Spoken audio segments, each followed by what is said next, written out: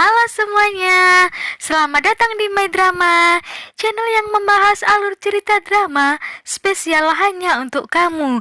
Maaf jika nanti ada salah kata atau salah sebut dari nama pemeran ataupun tempat ya. Mimin hanya manusia yang tak luput dari kesalahan. Dalam video kali ini, Mimin akan membahas alur cerita drama tahun 90-an, yaitu Putri Huansu. Film berada di tahun ke-24 pemerintahan Kaisar Qianlong, Beijing. Di suatu hari yang cerah, diperlihatkan arak-arakan kerajaan. Hari itu, Kaisar membawa Xiao Yanse dan mengumumkan kepada rakyat kalau dia telah mengangkat seorang putri baru. Di situ, Ziwei, Jinsuo, Liu Qing, dan Liu Hong melihat Xiao Yanse yang sudah menjadi putri kerajaan melambai-lambaikan tangannya kepada orang-orang.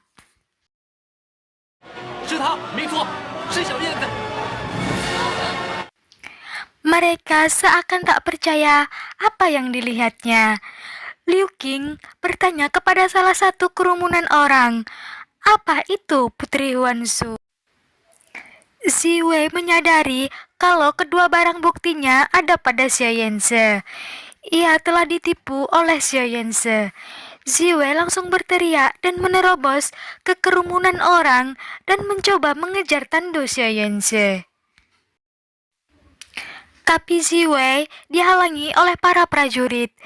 Melihat Ziwei yang semakin memberontak, para prajurit mulai memukul dan menendangnya.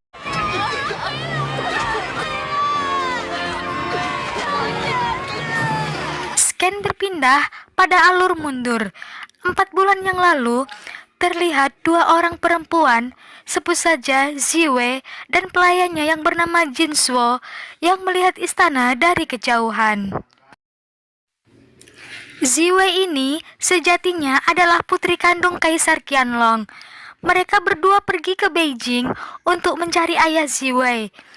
Ziwei yakin suatu hari nanti ia pasti bertemu dengan ayahnya. Ternyata untuk bertemu dengan Kaisar sangatlah susah. Di pagi itu, di pasar ada tandu seorang pejabat yang sedang berjalan. Ziwei dan Jinsuo menghadang di depannya dengan mengangkat benda pemberian Kaisar. Ia berniat meminta tolong kepada pejabat Liang agar ia bisa bertemu dengan Kaisar. Namun naas, pejabat Liang itu tak mau mendengar cerita Ziwei. Akhirnya Ziwei pun berencana untuk datang ke acara pernikahan putra pejabat Liang. Di malam hari diperlihatkan seorang wanita terbang ke atas rumah pejabat Liang. Ia tak lain adalah Xiao Yanse. Xiao Yanse berniat mencuri beberapa mahar yang dibawa mempelai wanita yang telah tiba beberapa saat sebelumnya. Tapi ternyata si wanita memilih gantung diri. Xiao Yanse yang melihat kejadian itu langsung mengagalkannya. Siang harinya, kemeriahan terlihat di rumah pejabat Liang yang tengah menyelenggarakan pesta pernikahan putranya. Ziwei dan Jinsuo menyamar berpakaian laki-laki dengan tujuan meminta tolong kepada pejabat Liang. Pengantin wanita duduk manis di kamar menunggu pengantin pria datang. Saat ditiupnya kerudung merah si wanitanya, ternyata ia adalah Xiao Yanse yang semalam ingin mencuri.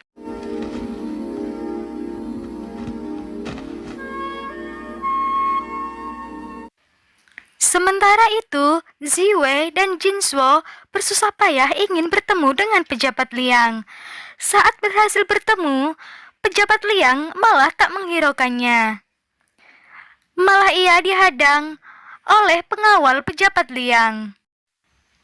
Xiao Yanse sedang mengemas-ngemas barang curiannya. Saat akan pergi, ia dipergoki seorang pelayan dan meneriakinya pencuri. Saat Xiao Yanse akan kabur, ia terjatuh lagi, dan orang-orang pelayan pejabat Liang mengejarnya. Suasana acara pernikahan itu menjadi kacau. Semua orang berteriak pencuri dan ingin menangkapnya. Ziwei dan Jinsuo pun terkejut melihatnya. Saat semua pada sibuk ingin menangkap Xiao Yanzhe malah menghamburkan semua hasil curiannya, dan para tamu pun berebut untuk memungutnya. Xiao Yanzhe pun kabur dengan bergelantungan melewati kain merah.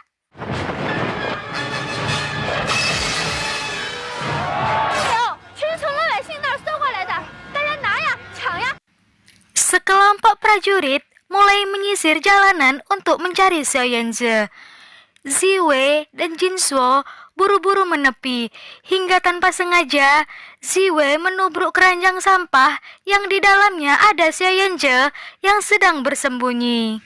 Xiao Yanzhe memohon agar Ziwei merahasiakan keberadaannya. Ziwei pun menduduki keranjang sampah itu. Saat semua prajurit sudah pergi, Xiao Yanzhe malah mengomeli Ziwei. Tapi pada akhirnya, Xiao Yanzhe pun mengucapkan rasa terima kasihnya dan mengenali kalau Ziwei dan Jinsuo adalah seorang wanita. 我说你好歹斯文一点嘛，给你屁股这样一压，我今年一定会倒霉的。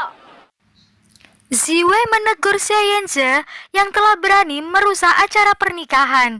Tapi Xiao Yanzhe menepis tuduhan itu kalau pejabat Liang dan putranya adalah orang jahat, dan memberitahu kalau mempelai wanita yang sebenarnya telah melarikan diri.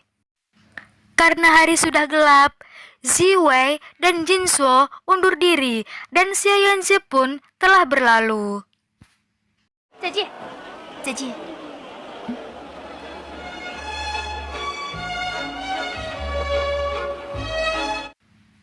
Malam telah tiba. Ziwei memandangi kipas dan lukisan yang diberikan ibunya, yang merupakan bukti kalau ia adalah anak kaisar.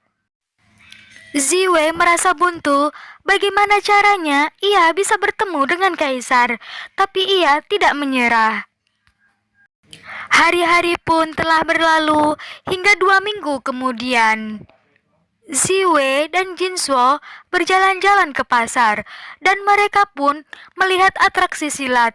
Di sana mereka juga melihat ada Xiao Yanzhe.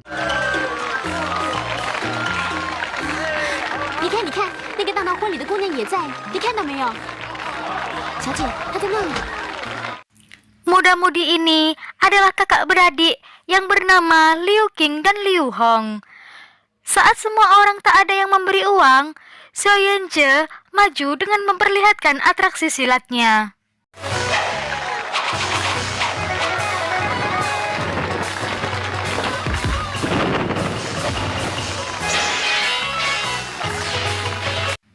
Dan pada akhirnya, semua orang memberi uangnya, termasuk Ziwei yang memberinya lebih.